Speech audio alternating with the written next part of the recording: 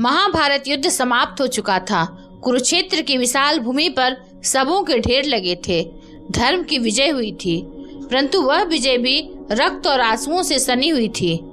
इसी समय महाशक्ति संपन्न बर्बरिक का मस्तक, जिसे भगवान श्री कृष्ण ने युद्ध से पहले वरदान स्वरूप जीवित रहने दिया था, वह युद्ध भूमि को देख रहा था। उस मस्तक ने सब कुछ देखा। भीष्म का पतन देखा, द्रोण का अंत देखा, कर्ण की पराजय देखी और दुर्योधन का विनाश देखा। जब युद्ध समाप्त हुआ, बर्बरिक ने वासुदेव श्री कृष्ण से प्रश्न किया, हे मधुसूदन, आपने तो कहा था कि इस युद्ध में अर्जुन की विजय होगी, परंतु मैंने देखा कि अर्जुन के बाणों से अधिक आपकी चतुराई और आपकी लीला ने योद्धाओं को गिराया। एक बात मेरे हृदय को विचलित कर रही है प्रभु, कर्ण का अंत क्यों हुआ? वह तो दानवीर था, महायोद्धा था और कई बार धर्म के पथ पर चला, फिर क्यों उसे इस प्रकार मारा गया? क्या यह न्याय था? श्री कृष्ण मुस्कुराए। उनकी आंखों में करुणा और गहराई थी। उन्होंने धीरे धीरे कहा, वत्स, तुम्हारा प्रश्न सरल है, परंतु उत्तर गूढ़ है। कर्ण का अंत केवल एक वीर का पतन नहीं था, यह धर्म और अधर्म के संघर्ष का आवश्यक परिणाम था। आओ मैं तुम्हें विस्तार से बताऊं। श्री कृष्ण ने कहना आरंभ किया, बर्बरिक, पहले कर्ण के जीवन को समझो।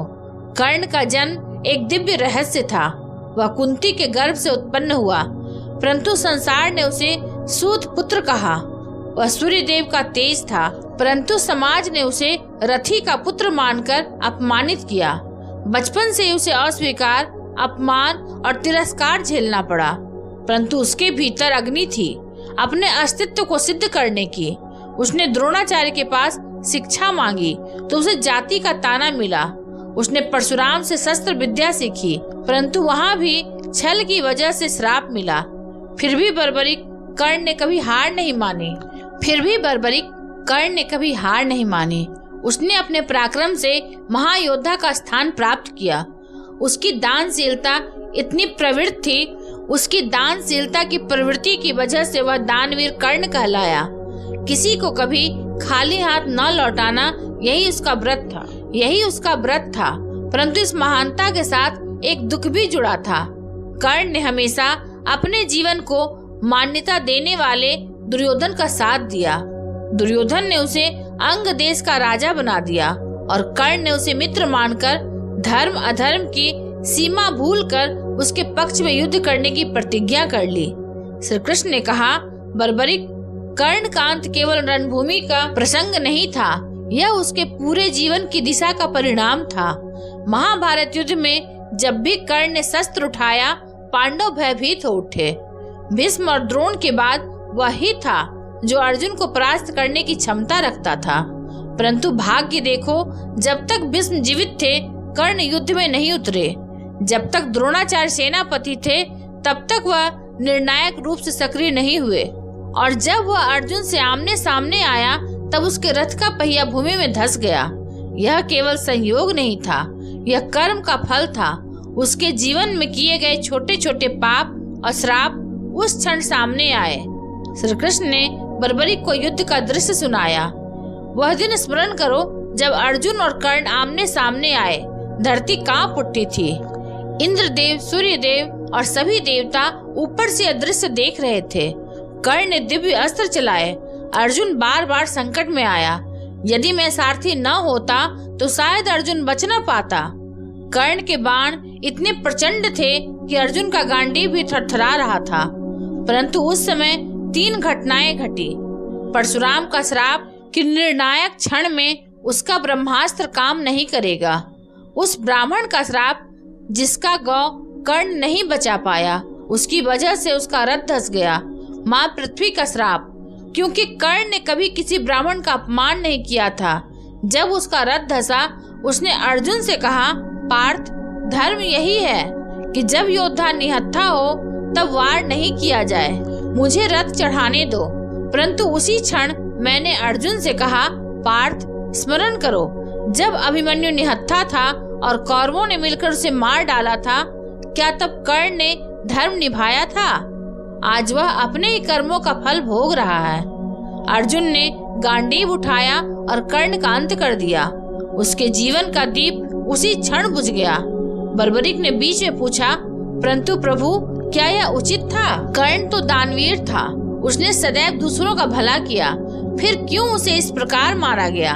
बिना अस्त्र उठाए श्री कृष्ण गंभीर स्वर में बोले, वत्स समझो, कर्ण वास्तव में महान था, परंतु उसने बार बार अधर्म का साथ दिया।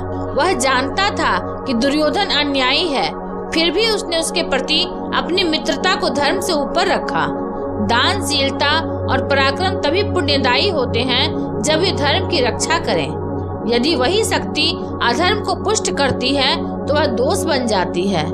कर्ण के अंत का अर्थ यही था कि कोई कितना भी पराक्रमी क्यों न हो, यदि वह धर्म के मार्ग से भटक जाए तो उसका पतन निश्चित है। उसका रथ धंसना प्रतीक था। अधर्म की भूमि पर खड़ा मनुष्य अंत में डूब ही जाता है। श्री कृष्ण ने विस्तार से कहा, कर्ण के जीवन में 3 बातें प्रमुख थी। उसकी दानशीलता जो उसे महापुरुष बनाती थी, उसकी मित्रता जिसने उसे दुर्योधन का अनुचर बना दिया, उसका कर्म फल जिसने उसे निर्णायक क्षण में असहाय कर दिया। दानशीलता और वीरता भी तभी सार्थक है जब वे धर्म की रक्षा करें, परंतु यदि वे अधर्म का साथ दें तो अंत अनिवार्य हो जाता है। कर्ण का अंत केवल अर्जुन के बाण से नहीं हुआ, बल्कि उसके अपने कर्मों, अपने श्रापों और अपने चुनावों से हुआ। श्री कृष्ण ने बर्बरीक की ओर देखते हुए कहा, वत्स, यही इस प्रसंग का गूढ़ अर्थ है। कर्ण का अंत केवल एक वीर का पतन नहीं था, बल्कि यह एक संदेश था। धर्म से बड़ा कोई मित्र नहीं। अधर्म का साथ देने वाला कितना भी महान क्यों न हो, उसका पतन निश्चित है। दान, पराक्रम और मित्रता तभी पुण्यकारी होती है जब वे सत्य और धर्म के पक्ष में हो। जीवन के अंत में यही बचता है जो धर्म के अनुकूल है, इसलिए कर्ण का अंत आवश्यक है। जीवन के अंत में वही बचता है जो धर्म के अनुकूल है, इसलिए कर्ण का अंत आवश्यक था। यदि वह जीवित रहता तो अधर्म को शक्ति मिलती और धर्म की विजय अधूरी रहती। बर्बरीक की आंखों से आंसू बह निकले। उसने धीरे से कहा, प्रभु, अब मैं समझा कि कर्ण का अंत क्यों हुआ। यह केवल युद्ध की घटना नहीं थी, यह धर्म और कर्म फल की शिक्षा थी। धन्य है आप जिन्होंने संसार को यह सत्य बताया।